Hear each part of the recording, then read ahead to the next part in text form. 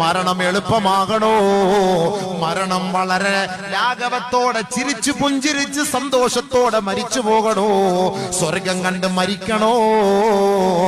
മൻ സല്ലൽ ഫജ്റ ഹാന അലൈഹി മൗതുഹു വ ഗുസ്സതുഹു ഔ കമാ ഖാല അലൈഹിസ്സലാം. ഒന്നാമത്തെ കടമ്പ കടക്കാൻ നബി തങ്ങൾ പറഞ്ഞ പരിഹാരം, ആരാണോ ഫജ്ർ നമസ്കാരം നിലനിർത്തുന്നത്, സുബ്ഹി നമസ്കാരം നിലനിർത്തുന്നത്, അവന്റെ മരണം വളരെ എളുപ്പമായിരിക്കും. സന്തോഷത്തോടെ ഈ ദുനിയാവിൽ നിന്ന് അവൻ വിരമിക്കുമെന്ന് നബിയുനാ റസൂലുള്ളാഹി.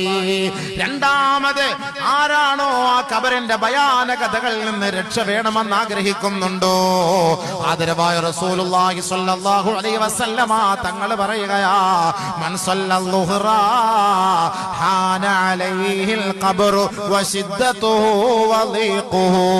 ളുഹ്ർ നമസ്കാരം മുടക്കരുത്, ളുഹ്ർ നമസ്കാരം ഒഴിവാക്കരുത്. ആ ളുഹ്ർ നമസ്കാരം ആരാണോ നിലനിർത്തുന്നത്, അവരെ ഖബർ ഞെരുക്കുകയില്ല, അവരെ ഖബർ പേടിപ്പിക്കുകയില്ല, അവരെ ഖബർ വേദനിപ്പിക്കുകയില്ല. ആദരവായ ഹബീബായ ഷഫീആയ റസൂലുള്ളാഹി. മൂന്നാമത് നബി സല്ലല്ലാഹു അലൈഹി വസല്ലമ തങ്ങൾ പറയുകയാണ്, മൻ സല്ലൽ അസ്റ ഹാന അലൈഹി സുആലു മുൻകരിൻ വ നകീരിൻ വ ഹൈബതുഹുമാ.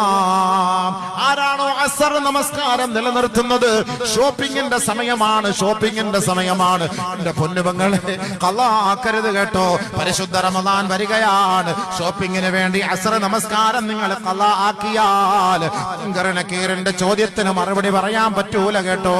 അതുകൊണ്ട് ചെറുപ്പക്കാരാ, യുവാക്കളെ, യുവതികളെ, കോളേജിൽ നിന്ന് വരുമ്പോ, സ്കൂളിൽ നിന്ന് വരുമ്പോ അസ്ർ ഖളാ ആവുന്നതിന് മുമ്പ് പെട്ടെന്ന് പോയി നമസ്കരിക്കണേ.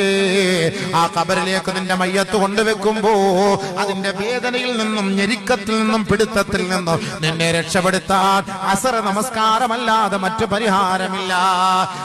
നാലാമത് നബി സല്ലല്ലാഹു അലൈഹി വസല്ലമ തങ്ങൾ പറയുകയാണ്, ആരുടെ മീസാനിൽ ഭാരം കൂടണോ, മൻ സല്ലൽ മഗ്രിബ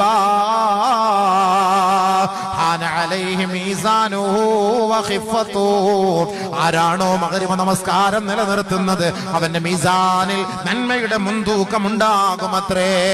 ആരാണോ ഇശാ നമസ്കാരം നിലനിർത്തുന്നത്, ഹാന അലൈഹി സിറാത്തു വ ദിഖത്തുഹു.